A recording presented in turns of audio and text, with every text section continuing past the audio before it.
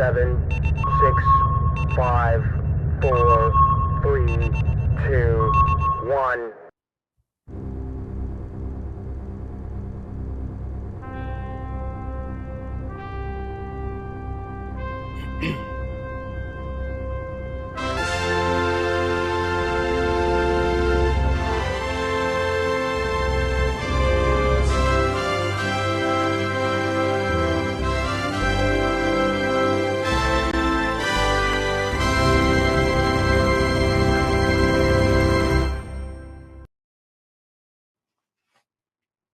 Hello, everyone. I'm New York Pete, the co-host of Interfleet Broadcasting. My best friend Chris, also known as the Tipsy Toaster, and I want to thank you up front for joining us on our news and pop culture sci-fi entertainment channel. Full disclosure, we grew up watching 70s, 80s TV movies, cartoons, and we bring our own little unique spin to our little corner of the universe. And everyone needs to know that we are big BSG fans. So there you have it. There we go. It's the ONOFF switch was in the OFF position. Way to go. So I knew there was a problem when I couldn't hear myself. I'm reporting you to the imperious leader that's sitting behind you. Well, yeah, if he's watching. So. He approves all content. or he's watching us. All right, fair enough. Well, guys, welcome to the show. And let's see, as you come on, we'll do our normal shout outs. We have a guest in the green room. John One will be coming on shortly to do his little roundup on what's going on. And we're looking forward to the show. We're also going to have another special guest towards the end. Once we're going to do our wrap up, we will talk about The Stranded Warrior, and we're going to have Mr. George Zouvelos, a co-producer and star of The Stranded Warrior, on with us later on. So stay tuned for that as well. In the meantime, just to let you know up front, of course, that Mr. Tom Devlin is going to be with us, and it's super cool.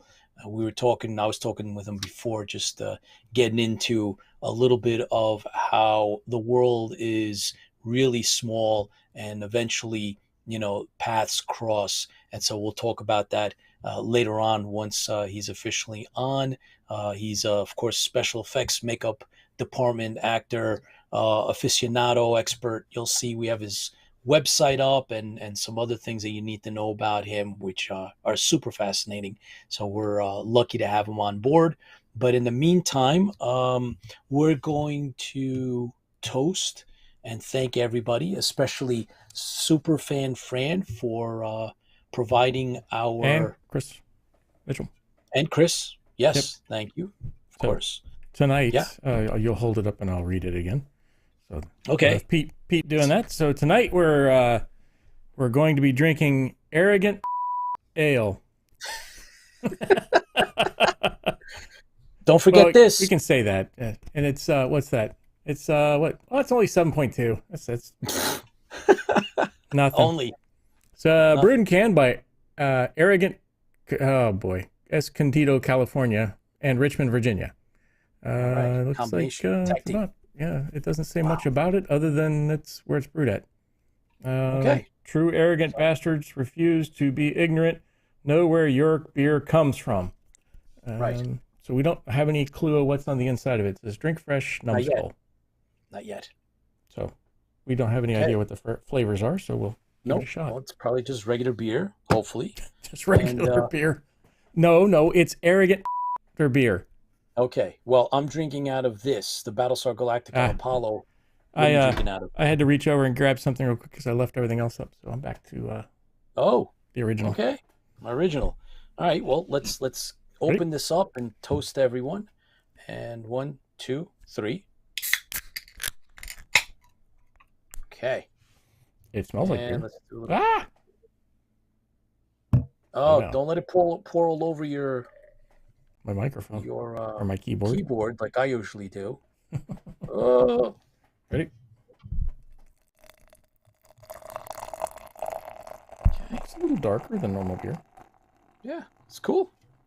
Thank you, Chris and Fran. Much appreciated.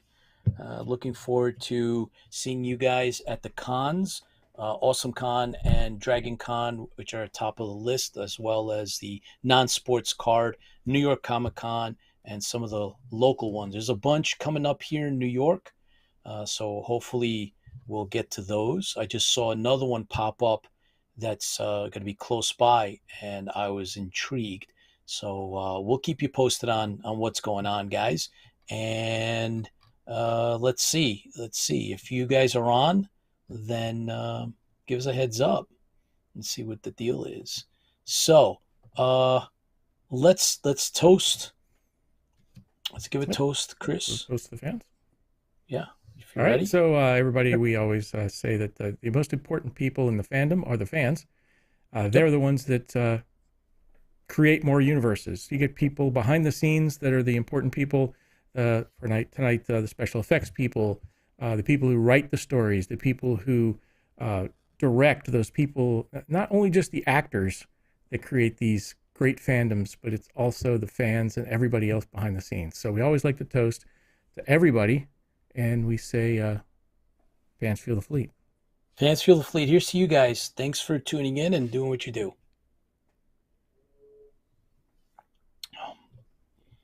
Okay. That's pretty good. Yep, that's a beer. Oh, it's got a bite. Foamy. Okay, cool. It's a foamy beer. Let's see. A little bitter. George Giacomis is with us. Thanks for tuning in, George. I believe he's somewhere in like South Carolina or something like that, but thanks for tuning in. Appreciate it, buddy. Professor Eric Patton, Rob Baum, excellent. Mike DeBrune is on. John One Birthday Boy in the house. That's right. John, happy birthday to you. Thanks for doing what you do and many more. Sean, of course, Sean Shallow, Battlestar Bulletin Board is with us. And Mediocre Modeler, that cool documentary that you did on how you That wasn't created that special box to put in all that evil in that dagger that was created. Very cool, nicely done, my friend. Fran, of course, Fran Severn. Hey, what's up? And let's see, Chris Laskowski from Australia, down under. Excellent, all you guys. As you come on, please, put up a quick little chat so we can recognize you. I know there's all kinds of conventions and things going on out there, but if you have time to stop in, please just give us a quick shout. And Alfred. Yeti Man. I don't know. Is he here with us? Yep, he's there. Cool. All right. Excellent. Outstanding. Thank you for tuning in, guys. Really appreciate it. And let's see where it takes us. Is John with us, or is he still partying on his birthday? Is John with us? Yes. Or is he He's out still on here. some party He's here bus? somewhere. I just got to find him. Or a shuttle, a party shuttle going out to the rising star. Yep. Because you never know. Yeah, he's here. I don't know if his audio is here, but he's here. I wouldn't hold it against him. Hey, John. Hey guys, how are you? What's up, man? Good. Boost that audio. What's cooking? All right, one more year. One more year around the sun. Oh yeah. What are you like? 22 now? 23? I wish. Nah, 50. Just turned the big 50 5-0, the other day. man. Big 5-0. Yeah. Yep. 10 more years man, for retirement. Dude, when I met you, you were a child. Yeah, 24 years old, right? Just got out of the academy. Yeah. Oh my God. Yeah. Incredible. Oh my God. Goes fast. That's nuts. That's nuts. Children. We were children then, once upon a time. All right, cool. So John, hook us up, man. What do you got going on? Well, One Hit Wonder movies shouldn't be made into series. Willow has been canceled after one season. I guess I won't get to see Dark Allura, but even if I could, I'd probably sleep through it. But good riddance. The series wasn't as good as I thought it would be. It was very the actors were annoying. The Willow seemed like very wooden. Like his acting wasn't good. It was just ugh. I just wanted like a monster to come and just. Are you short hating? You're not short hating, are you? Easy. This series could have had so much potential, but they just like. I think it's because he was short. That's John's just hating it because it was short. What is your problem tonight, man? His series, his series is very short-handed, and that's what I gotta say. It was a short series too. Oh, It was a short run. Short run. Backhanded. Backhanded compliments. And Game of Thrones director Jeremy Podeswa has signed on to direct Amazon's limited series Blade Runner 2099. Jerry Bruckheimer is going to be executive producer on it, and it's going to be a limited series on Amazon, so it should be coming in. It just went into production in February, so look for it in 2024 release. So we haven't seen. I didn't know they were going to do one. But that's cool. Yeah, I like the Blade Runner series. I think the book was much better though. Yeah, the book usually I like the original one. It's a healthier series is more like the original one than remake, but yeah, everything's getting remade. Always. Everything's being rebooted. It's a big thing there. They're just not getting the right one. Not getting it, man.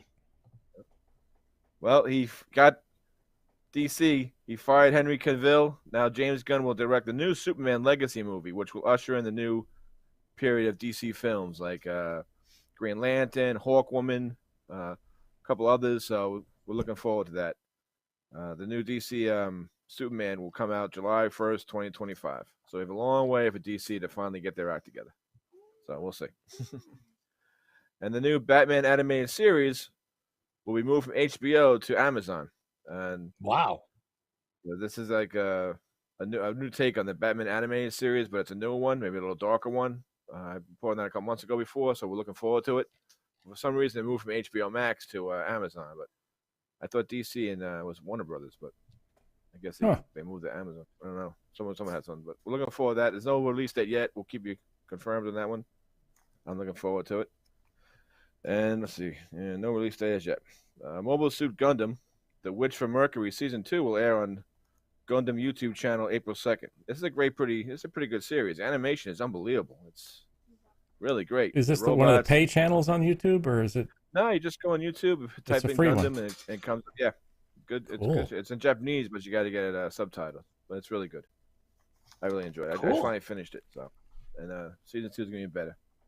Not like the old Gundam and the old Robotech. There's more, I think more robots shooting each other. But hopefully that'll be next season. No, they need to remake Battleship Yamamoto. Oh, yeah. That's a good one. Oh yeah.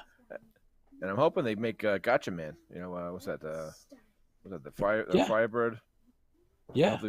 Someone was reading this. Something they're thinking about remaking that series, but I have to look into that. That would be great. A live action version of it. One can only hope. And now we have a couple of Comic-Cons coming up. GalaxyCon, March 24th to 26th in Richmond, Virginia. John Jackson Miller will be there with his new book, Brave New World. That's a book on I just got that on audiobook. Star Trek, the new Star Trek series. That's a really good book. So I haven't got that one yet. Is it good? Did you start reading it yet? I haven't started it yet. I just finished Stephen Pressfield's Hot Gates. Oh, that's a good one. What the heck is it? Is it the Hot Gates? Yeah, it's called the Hot Gates, I think. That's a good one, man. Great audiobook too, by the way. So me and the audiobook thing. So I just finished it. That's I just started reading the Star Wars book about the different characters in it. From a different point of view? From a different point of view. Yeah, that was. It's also a great audiobook. But which one? Is it because there's Star Wars and then there's Empire Strikes Back? I know for sure. Yeah, they're releasing another one. Oh, they are? Yeah. Which one? Wow. I think I got the first one that came out. I know the Empire Strikes Back and the Star Wars one. I didn't know if they had another one yet. Yeah, they're releasing the third one. So I told you we should make one for Battlestar Galactica. It would be amazing, because it's always, if you're not familiar with the different point of view books, they're the background characters' stories. So, for instance, in the Star Wars Empire Strikes Back, there's a story on the guy who does the Wampas. He's the Wampa Wrangler and how he got his job and when but it does also go through the timeline of the movie. So you get to hear what happened with that guy there, and then of course it also, even that one was an interesting one because they also had the story of the What attacked Luke? I can't remember the name of it. I'm not a Star Wars guy. Whatever that thing is, it actually has like a story of its little family and how it got killed and separated and. What was it, wampum? A wampum, right? Wampum or something, yeah. The Rancor? Rancor. I don't know. Whatever. I'm not a Star Wars guy. I can do you Star Trek, and I can do you Battlestar, and I can do you probably pretty much everything else. Star Wars, I just never jumped into that deep one. Wampa. It looks like I know. For sure. I know that Al Cannon would know. Wampa. Yeah. Okay, Chris Laskowski, same thing. So that's it. It's been confirmed. Yeah, Very but good, so yeah, guys. if you ever get, it would be great to do a Battlestar Galactica one. So you could, would start off with the guy who's in charge of the security at the table, maybe sell his backstory. The guy that's standing there with the gloves on, and he's yeah, and then maybe one or two of the people around the table or something. That'd be interesting. Jedi. The radar guy when the Scions attack the Atlantica. Yeah. Yeah. I just got up and got a cup of coffee and. Yeah. He just stepped away for a second. It got real hot on the bridge. Then it got real cold. Then I couldn't breathe. Yeah. Well, John, Crew Chief Mike DeBrun says, John 50, that's Gold Squadron access. Yes, my friend. And Susan has joined us. Thank you for joining us, Susan. Appreciate that. And Paul. Okay, Paul. Paul Rotter is our Commander Kane. Pete is New York accent. It's not Paul. It's love Paul. We like love a W Paul. in there. Paul. That's right. Don't worry about it. Don't worry about it. And so we're gonna all meet up at Dragon Con, and we've had time to hang out with Paul. Really cool. He's well known in all of the. He's at All-Con right now. It reminds me. I'll send you guys out a QR code thing for the Stranded Warrior. I'll send it out tomorrow. All right, cool. And yes, I'm live from All-Con. Oh man, excellent. We are on the air. Yes, we are, my man. So thank you for tuning in. Really appreciate it. And looking forward to Dragon Con. I know that Ann Lockhart unfortunately couldn't make All-Con. Yeah. So she wasn't. Yeah, she backed out last minute. Hope she's okay. But that'll be that, and she'll be back for another one, I'm sure. So here's to you guys. And John, of course, thank you for everything you do. And we're looking forward to the next one. Okay, bud? Yep. You also have a Big Apple Comic-Con March 25th and March 26th. You have the Shop Promotion Comic Card, a non-sports card show in Annandale, Virginia. Annandale? I have to look that one up. Yeah. That's not too far. All right. That's cool stuff. All right, John. Stay tuned later on. We're gonna be talking with our special guest Tom Devlin, and then our other special guest Mr. George Zouvelos will be on later on as well. So keep that daggett pictures. Yeah. All right, bud. Thank you very much. Appreciate it. Yep. Take care. Have a night, guys. In the wings, we told you that our special guest tonight is Mr. Tom Devlin, and he is a master of his trade. He's done a ton of all kinds of movies and TV and stuff, and he was on Face Off back in the day, first season, and I actually watched all of Face Off when it was on. When it first came on, I just really enjoyed that show very much, and I remember watching the specific episode that he was on, and so we'll ask him about it, and he'll tell us hopefully some insights on what that's like and the world that he's all up in, and he's got some pretty cool stories, I'm sure.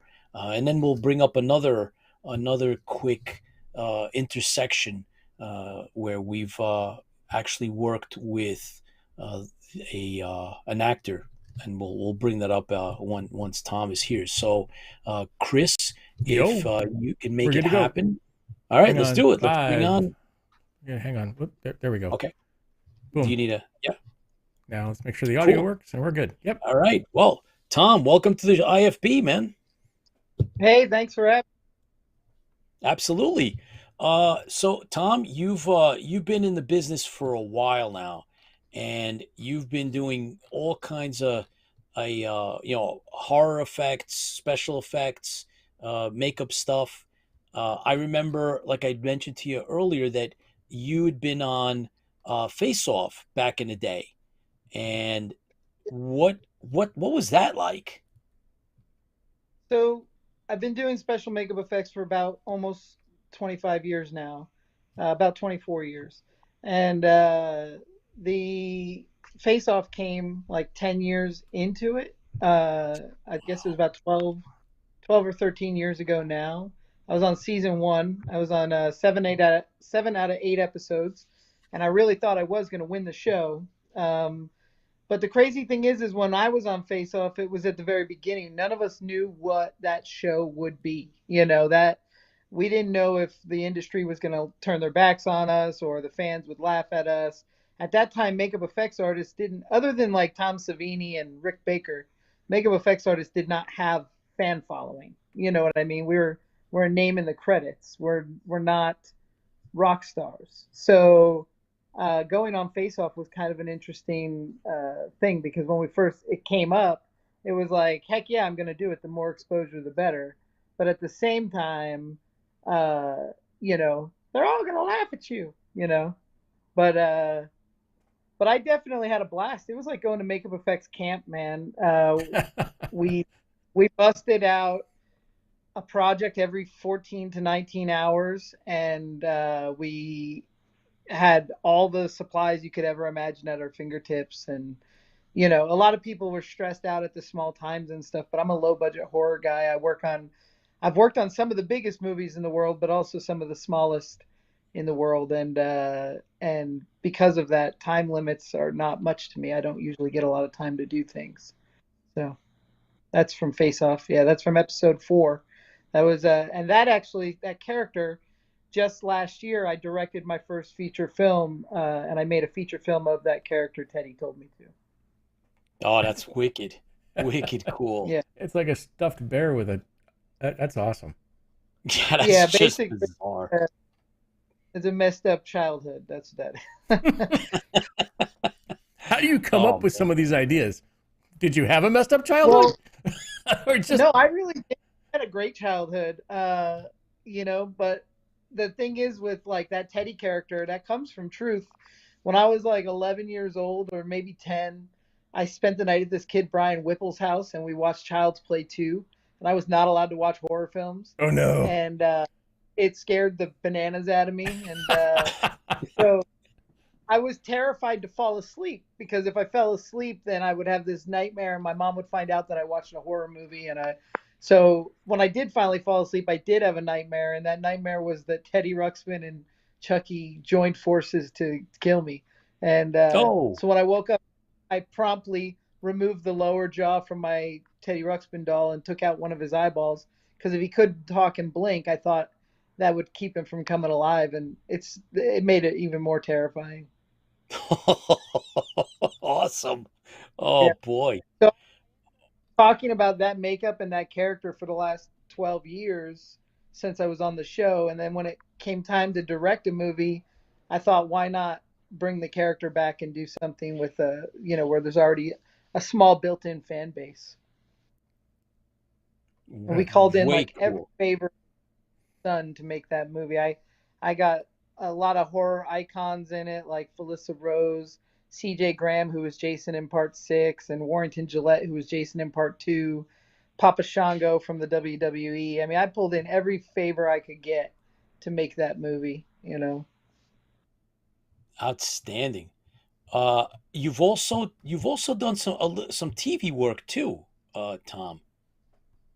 Yeah, I started in TV actually. My first job I ever had was on X Files. I worked on X Files season 8 and 9. I've done 3 seasons uh, CSI Miami. I did a TV show called Presidio Med. Done a couple episodes on that 70s show, Buffy and Angel, both the last seasons, 6 and 7. I did a episode of Modern Family, an episode of True Detective season or True. Is that what it's called? HBO show, True Detective. I think that's what it's I think called. it's yeah. Season. Yeah, I've done quite a bit of television.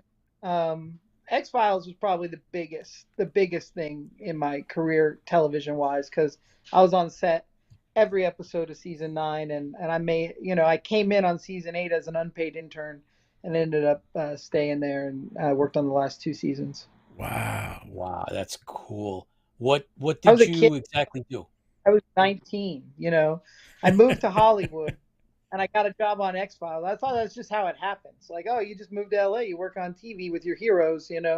But it's crazy to think back. I'm 41 now, so I was 19 years old, eating lunch with Robert Patrick and David Duchovny, and what a crazy crazy life.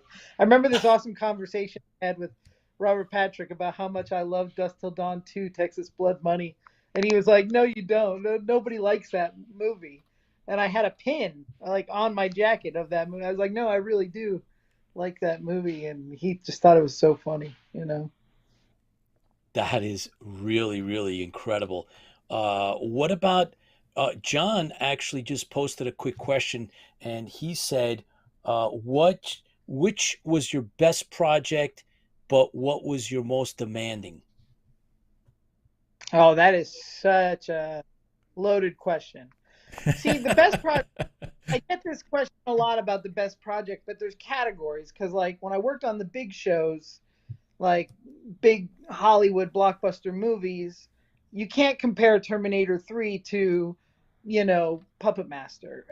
They're not relatable. Like, so I have some categories you have to break it down in, but when it comes to the big budget, best project, I would either say television wise, definitely X Files, but I would say Red Dragon. I was a big part of Red Dragon, and that was a huge movie.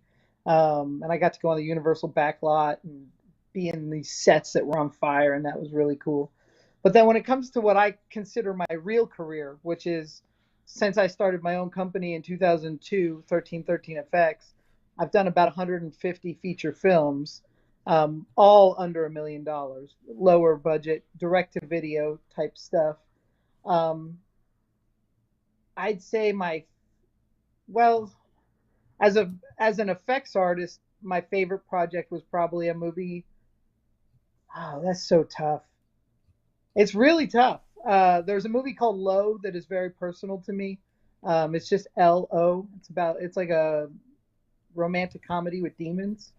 Oh And boy. I was doing groundbreaking techniques, some stuff that hadn't been done a lot in the mainstream at that point that now has become very prevalent, and that was silicone gel filled appliances. So the Demon Low that was a personal piece for me. But then, like, I just did this movie with Tom Arnold and Kevin Sorbo called Alien Storm, and it was so much fun. We just wrapped it about a month ago, and I mean, full body creature suits, 4 of them, and made it look like there was 20 of them. And then last summer we did a movie called Devil's Night. That's a fantasy with Kevin Sorbo, and uh, and that was incredible. I mean, we got to make like a Harryhausen Cyclops with animatronic eyeball, and we got to make these Bone Devil characters that are like these winged beasts. It was like living Dungeons and Dragons shit. It was so fun. Um, Nice. and I grew up like before getting into the horror films, I was super into He-Man and Frank Frazetta, and I knew Bill Frazetta, Frank's son, and that's kind of what got me my start into makeup. And I love the fantasy elements, so doing Devil's Night was just a dream come true. Wow. That is incredible. You've actually you've taught some of this at one time. You were doing some teaching and getting others into the business, and you also created your own museum. Yeah. So I actually teaching goes back a long time. I started teaching in 2005 at a school in Hollywood called Cinema Makeup School, which is now probably the biggest makeup school in Hollywood. At the time it wasn't, but we built it up pretty good, and I left and other people came, and it's gotten huge. But I taught at Cinema Makeup School from 2005 almost till 2007. And then I taught at Makeup First in Chicago on and off, like weekend workshops and stuff. And then I was living in Florida, and I got a call from Las Vegas Makeup School that's actually what brought me out to Las Vegas, and I taught there for 2.5 years. So I've taught a lot, but then I opened this museum. It's called Tom Devlin's Monster Museum. It's right outside Las Vegas, about 20 minutes off the Strip. And our goal there is to preserve the art and history of practical effects. As more and more, as the future takes hold, CGI is just so prevalent. It's normal. Like, my kids don't know movies without CGI. That's the films they're growing up on. So I'm just trying to hold on to the rubber monster as long as we can. And in that school, I had built an academy for a little while. We were teaching courses on animatronics, building practical puppets, and makeup effects and prosthetics as well. We even did a program where we would take students on set of a movie. We did a movie called Time's Up in Maine, where it was a slasher flick, like a New Year's Eve slasher flick. And I brought students with me to experience what it's like working on set and learn protocol and what the difference between a 12-hour day and an 8-hour day, And it was awesome. It was so much fun. I love teaching. I love sharing the wealth. I just don't have a lot of time for it because I work a lot. And I've in the last 2 years, we've been building up our own production company where I've got a building next door to the museum where we build sets and whatnot, and we shoot movies over there. So Very cool. We just want to do a little shout out for a couple of our fans and supporters. Kim Harms, thank you very much for joining us. Really appreciate you tuning in. Chris Marshall, he's part of our CGI team, and he says he wants to know, who would you say inspired you to do the work that you do now? early on, before I knew anything else, it was Tom Savini, because I got these 2 books called Grand Illusions and Grand Illusions Volume 2. And that's when I realized makeup effects was a career or a job or something somebody could do. I loved horror movies. Like, I loved Toxic Avenger so much, Oh, but I didn't know, great movie. I never wrapped my mind around what went into the Toxic Avenger. And what a lot of people don't know is Jennifer Espinal, who made the Toxic Avenger, she went on to win like Academy Awards as a makeup artist. One of the lowest budget horror flicks that was successful, and she's gone on. She won an Emmy for Mad TV. She's huge. So there's a cool thing. Like, when I found those Grand Illusion books, Tom Savini really changed my perception of. Before that, I wanted to be a comic book artist. Like, I didn't know I could make monsters physically, But then as I dove deeper into like my inspiration and the artists that I borrow from would be definitely John Carl Buechler, who's created The Ghoulies and Troll. He directed Friday the 13th Part 7 and made possibly the coolest Jason look ever. And then Gabe Bartalos. You guys were poking some fun at Warwick earlier. He did the Leprechaun makeups, and he did Basket Case 2. Those guys, I really pulled from their style. And I've never wanted to be Rick Baker or, I'm not, it's not that I have low expectations. I'm just really enamored by the rubber, goofy monster that you would see in like a lower budget movie. Tom, one of our good friends, Mike from Texas, you must pull some scary pranks in your house, like no sleep Fridays. Is that true? And probably Halloween's your favorite time of year.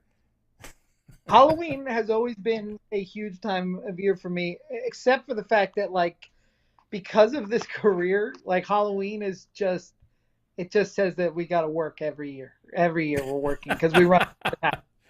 Like, my poor family doesn't get to enjoy Halloween. You know what I mean? But the pranks he's not wrong. Like, I'm a huge April Fool's guy. That's probably my favorite holiday.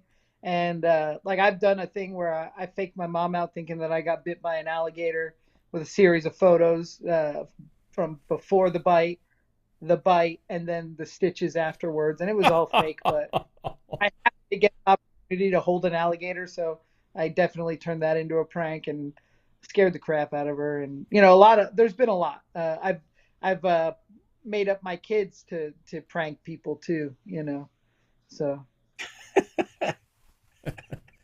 How's your love kids? What's your kids think of all this?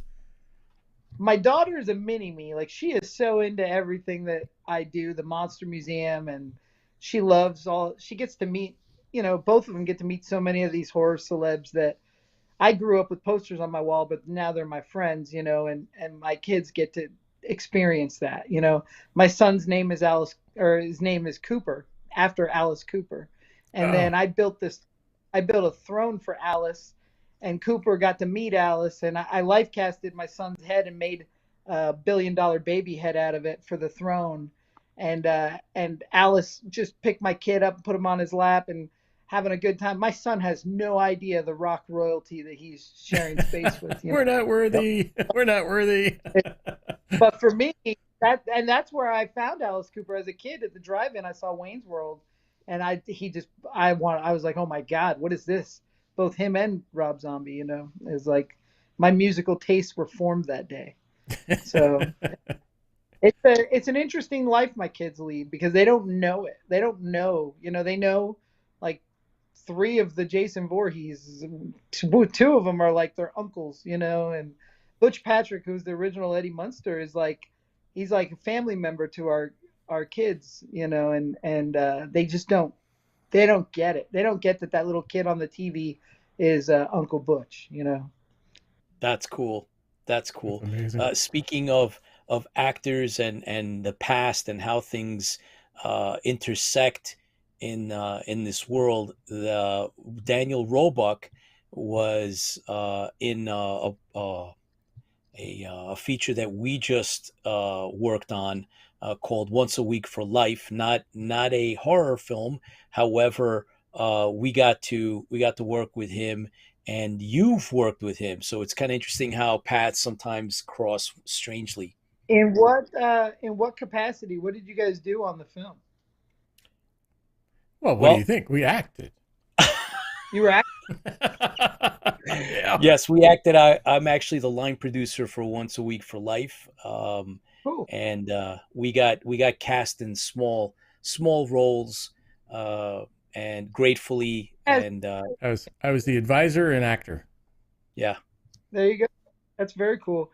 Yeah, Danny is a good friend of mine, and he had visited the Monster Museum about 5 years ago, and him and his buddies, Dwayne Whitaker, they come up and they do like a dude's day every once in a while, and they'll come up and check out the spot and see the changes and what's new. And then on my second feature film I directed, which was Las Vegas Frankenstein, I thought I needed a cameo, a star cameo. So I approached Danny because he had just come off The Munsters, was about to come out, and I was like, how great would it be to have Grandpa Munster in my film, which is a Frankenstein film, and he came out and did the role, and he was amazing, man. He's great, but he's a sweetheart and a great friend. I love Daniel Roebuck, and very his cool. career is he's just got credits for days. You know what I mean? Oh He's yeah. he's in Oh, everything. absolutely. But I know the popular consensus is a lot of people dislike the Munsters, and for those people, I say they're not actually. And I don't want to offend anybody in there, so I'm sorry, guys. But I don't believe anybody who dislikes Rob Zombie's Munsters is an actual Munsters fan. I think they're fans of people wearing black T-shirts with green letters on them, but I don't think that they're a fan of the television show The Munsters because I think Rob Zombie was so. Um, I thought that he did such a good job appreciating 1960s funny TV in a film form. You know, I thought it was great. And for all the critics, they're like, "But it was in color." So was Munster Go Home, and it looked just the same. It's awesome. Yeah. So fuck There's it. Right. always And there's always some haters of yeah, some, come on. Yeah. You you know, have to think of it as flattery to begin with. It's continuing absolutely. No, the yeah, fandom. So you have a I believe fandom that. and then it continues on. If you just leave it at what it used to be, it doesn't grow. Those people die Exactly. off and then it goes away. No, I think, and there's so many iterations of the Munsters between this one and the original that people seem to forget. In the '90s, we had one that was very much like a Married with Children, but with the Munsters, called We Are the Munsters, and it was great. I loved it. Marilyn was much more of a Kelly Bundy, and I love that. So I there's don't just a remember whole that one. I thing. have to look it up. I wonder if Oh, it's on it's HBO great. or something. But then what I can say about Daniel's performance in under those makeups as the Count or Grandpa, he deserved an Academy Award because he was so good Hmm. through the makeup, much like Ron Perlman in Hellboy, like so good through the makeup, and Jim Carrey. It's not easy to act through an inch and a half of foam rubber. Yeah, I bet. It's and like uh Jeff Phillips, who's the Herman in it, he's got a forehead, but his face is available. Daniel is in prosthetics, covered in grease paint, which isn't actually grease paint anymore. But anyway, I thought they did great, and I was so happy to have him play a role in my Frankenstein movie, and he did great. That movie should be coming out soon. It's so fun, and goofy and campy and just wonderful. Tom, couple of quick comments from our fans that are watching us with us live. Your kids will get it one day, and they will worship you for it. That's from Kim. And That's awesome. Chris says, Monster Museum. Now I have a reason to swing through East Stroudsburg. Is that where that is? Boulder City. No, that's where I grew up. I grew up in East Ah. Stroudsburg. The Monster Museum is in Las Vegas, but where I grew up in East Stroudsburg, there was a place called Frazetta's Fantasy Corner, which was, if any of you know, Frank Frazetta was an amazing fantasy artist. He did Oh Conan. yeah, we're big fans. Oh, yeah. Yeah. His son, Bill Frazetta, owned a Halloween store in East Stroudsburg called Frazetta's Fantasy Corner. And that's kind of where I got my start or my ideas. Like, it was a Halloween costume shop with rooms of horror, which is similar to the Monster Museum. I don't know if the rooms of horror are still there, but I do know Frazetta's is still there. Yeah, That's we're big awesome. fans of Frazetta's because he did a lot of the Battlestar Galactica. Of course, yeah. Pictures. I love Battlestar. I love Battlestar Galactica. Yay! Oh, yeah. The original. Yep. Yeah. And I'm really good friends with Noah Hathaway. He's also in my yes. Las Vegas Frank. Yeah. Oh, outstanding. Him and Daniel Roebuck are my two cameos. So, and that's, I love Troll, like I mentioned, John Beekler, but I love Battlestar Galactica and Neverending Story, of course. Noah's awesome. Well, we hope to have some entertainment for you later this year after we do our fan film. We're going to do The Stranded cool. Warrior is dedicated cool. to classic Galactica. And we're putting it out, support the fans, support the franchise. And since we're classic fans, that's something that we're there's we're not working enough on. Classic fan fiction or fan movies. Fan film. Yeah. I love it. I love it. Doing like a feature length, or is it shorts? No, Yeah, short. we're only allowed to do a short for legal purposes. So, but it'll be about 30 minutes. That's what we've got on the script so far. That's awesome. I love that they've put it up on Tubi now, so you can just binge the original too. Oh yeah. Yes. I have it all. I have it all on DVD, but I never get the DVDs out anymore. Yeah, nobody gets out their DVDs anymore. It's put it right on Tubi. Absolutely. So Mike from Texas, a good friend of ours and supporter of the Stranded Warrior, says Rob was spot on, captured the flavor of the show. He's talking about the Munsters and Daniel Roebuck. So, yeah, absolutely. Steve McCormick, thanks for tuning in. Appreciate everybody watching us live here in the United States and around the world, watching in Australia and Europe and Canada, South America, all around. Thank you very much. Really appreciate it. And Lola is here with us, of course. Yes, the DVDs. She says she does DVDs. Absolutely. So, Tom, is there a book in the making? Are you going to write some of this, or what do you think is next project? Yeah, that's a funny thing because I get the question all the time. I don't know if somewhere it's been mentioned already, but I started writing a book. it's hard because every time I start writing something, I feel like I hit a new chapter and I'm not done with my story. So I don't know when the book will ever be done, but the memoir will be taken for sure. I just really started this directing path like a year and a half ago or 2 years ago, and I'm going into my fourth feature film, first week of April, and I just cast Gangrel from the WWE as a vampire Ooh. badass, which he never played in feature film, which blows my mind. In 30 years of being a vampire warrior, he's never played a vampire in a feature film, so that'll be cool. And I just feel like my career is taking a different path now into the directing and producing. I've I've produced quite a few films, like 9 of them, and this will be my fourth one directing. So That'd be through Plan 10 Pictures. yeah, that's through Plan 10 Pictures. And the book that I was writing was all about makeup effects, like my weird childhood dream that came true. Um, but there's more to it now, like, so I just don't know. I don't know. I don't know how to. And that's a poster right there of our Blu-ray of Teddy Told Me To, which is based on the Sci-Fi Channel Face Off character, um, and that's basically his story. Way cool.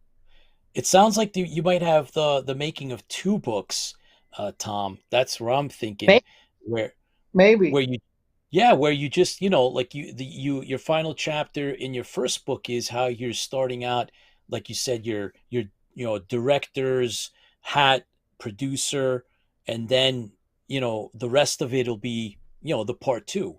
When you're Yep. retired, then you fill in the rest, because everybody, I'm sure, that are fans, they want to know. I know I do. You're where you're coming from, what in all these experiences. You've been in the business so long. You've made so many movies. I mean, making all this stuff, your body of work is incredible, and I think that if the fans are out there and they're interested, that maybe you consider doing something like that, like the part one of two of your story. Yeah, I think you might be onto something there. So definitely, I it's in my mind, and I have written more than a few chapters. That's cool. Oh yeah, I could see how you can, and then some. But what about? I mean, you said you're going into the director stuff, and you're directing and producing, and a lot of your own features. So it doesn't leave a lot of time to write your own novels. But I can imagine that you could probably spin a real good horror tale with the drop of a hat. Oh, I try to so I have two writing partners, my wife and my buddy, and I'm an idea guy, so I'll write everything out on paper, and just it looks like a mess with no punctuation, no anything, but all the ideas are there, and then I pass it off to my wife or Josh to fix and fill it in and kind of flesh it out. Now, we have piles of scripts that we've never made, and I constantly tell my wife we just need to adapt them into books and Yeah. release them as books, because if they can get made as books and then find some kind of a fan base, well, then it's easier to make the movie of, and we already have the script. So that's something that Plan 10 Pictures is kind of, we're looking at our stack of intellectual property and what can we do in the next 3 years to make this thing grow real quick but without too much spreading ourselves too thin. So we have to look back over the last couple years of stuff we have sitting in the shelf. Tom, when you finally break down and you put out a series of comic books or graphic novels, you got to remember that we talked about it first here, because I could see that happening too. I'll Yeah. remember that. Come on. Come We on and talk about we were that. talking Yeah. guys we talked to some guys in North Carolina about doing a graphic novel of Las Vegas Frankenstein, the movie that I just did with Roebuck, and I really want to. It's just it costs quite a bit, just to get all the art done, and you know, so it's just one of those things. And a lot of people say, "Oh, you should turn to Kickstarter or Indiegogo or whatever," but kind of part of my mission statement is, and this, I mean, absolutely no offense to people that use those platforms. It's a great tool. I work on a lot of movies made on that tool. But part of what I want to do is not borrow from the fans that I'm trying to entertain. I want to give the fans a product rather than take the fans' money to make that product. Gotcha. So that's Mhm. that's just part of just a weird little quirk I have about what I'm trying to do in the long run. Um, but so I will figure out a way to. I would love to integrate comic books with the marketing of what we're doing. Oh yeah. Oh, absolutely. It goes hand in hand with everything, especially the genre. But we're Yeah. looking forward we're looking forward to more of your projects, Tom. So whatever you got going, we definitely have open door policy for you. Do you do conventions at all? I do a convention every month. I'm somewhere different every month. Really? This this month got screwed up because I broke my ankle in three places. I was Oh Whoa. supposed to boy. be at Cult Classic Convention in Bastrop, Texas this month, and I had to cancel. And during that, I was also going to do a thing called Weird Wednesday in Fort Worth, Texas, with a screening of a movie called Poultrygeist that I had worked on, and the director Lloyd Kaufman was going to be there, and we were going to present it together. But I had to call out of this month. But next month I'll be in Monster Mania, Baltimore. I do primarily horror conventions, Mad Monster Party, Flashback Weekend in Chicago.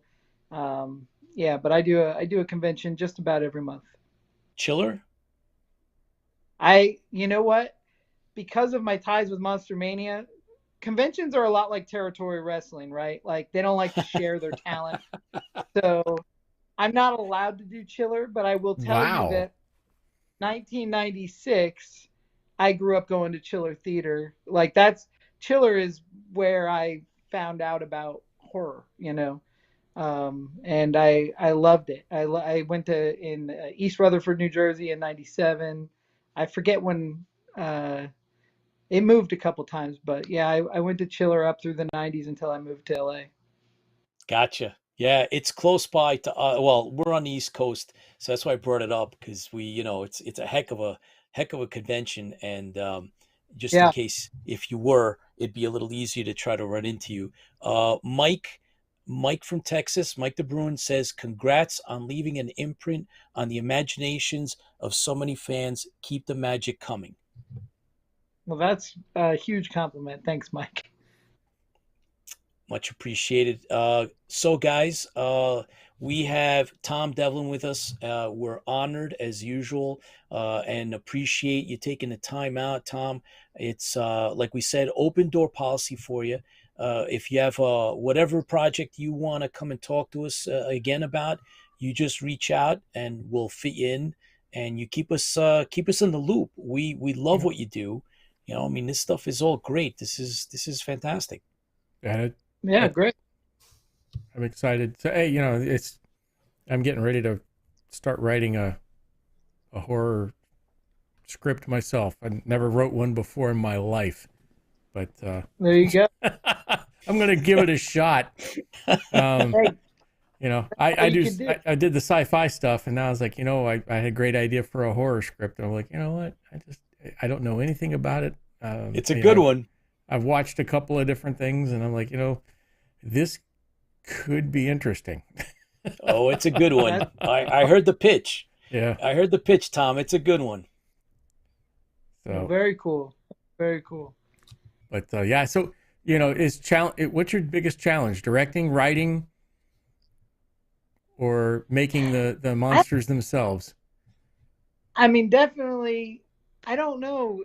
I think the biggest challenge is like pulling it all together, like between making monsters for other people, making monsters for myself, trying to get a script funded, and trying to get the cast together. Like the week is the challenge, but that the tasks themselves don't particularly feel too challenging. That's just my job. I don't know. Like I guess it's hard, but it's not hard because we're just making make believe stuff. I don't know.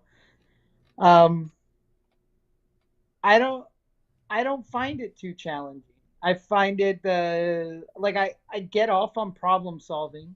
So I mean that's the life of a makeup effects guy. So I don't know. I think the biggest challenge is right now I have a broken leg and I can't do anything. I've been stuck on a couch. So Oh, that is the challenge is fighting with my brain about how much stuff I have to do and I'm not doing anything. 'Cause well, I'm that's when you whip out making the pad and start writing up a new movie. That's it. I've been doing storyboards the whole Oh time I'm here. boy. I don't know if you can see it, but just storyboarding my entire film because I'm stuck on the couch. So that way, when April 3rd, when we start rolling, there's no doubt. Like that's kind of a plus because I've been forced to be stuck with this script and know it inside out, you know.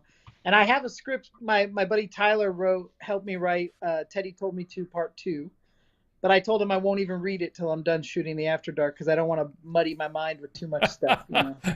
Yeah, So, don't squirrel on it's it. one of those things. I'm being forced to focus, and maybe that is a challenge. Is focusing all on one thing is a little bit of a challenge. Awesome. You roll with what you get. That sounds like a good enough philosophy. I'm jealous Tom, you can but do storyboarding because I can't draw a stick figure.